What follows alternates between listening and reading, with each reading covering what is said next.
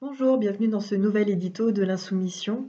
Un édito qui va revenir sur Parcoursup. Vous savez, cette grande moulinette qui consiste à trier, à sélectionner les étudiants.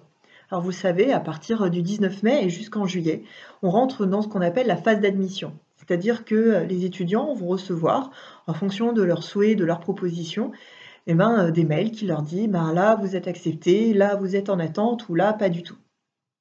Le problème, c'est que vous allez avoir des stratégies qui vont se développer, donc vous avez déjà énormément d'articles là-dessus, en fonction des choix et de leurs réponses.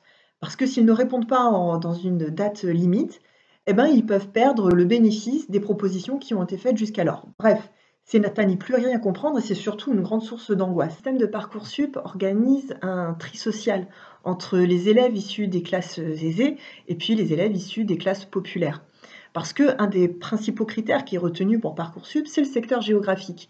Et c'est pas le niveau, ce qui veut dire que quand vous venez du secteur parisien, vous avez plus facilement accès aux universités parisiennes plutôt que quelqu'un qui vient de banlieue et qui a un très bon niveau. Donc c'est une profonde injustice que d'être toujours cantonné là où vous vivez. Donc c'est un vrai schéma de reproduction sociale, une augmentation, une accentuation de la reproduction sociale et donc un entre-soi qui va s'organiser de plus en plus, surtout au niveau, dans les grandes villes et au niveau parisien et des élèves de banlieue qui, eux, vont rester condamnés d'office à rester, cloîtrés dans leur banlieue.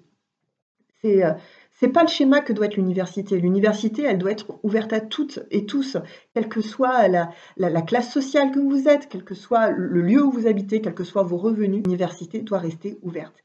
Parce que l'université est un lieu qui offre, une chance d'émancipation. Et aujourd'hui, ce qu'il nous propose, c'est une université qui ne répond qu'à des injonctions financières, qui doit être, de l'austérité. Et ça, c'est un crime contre, l'avenir de notre jeunesse.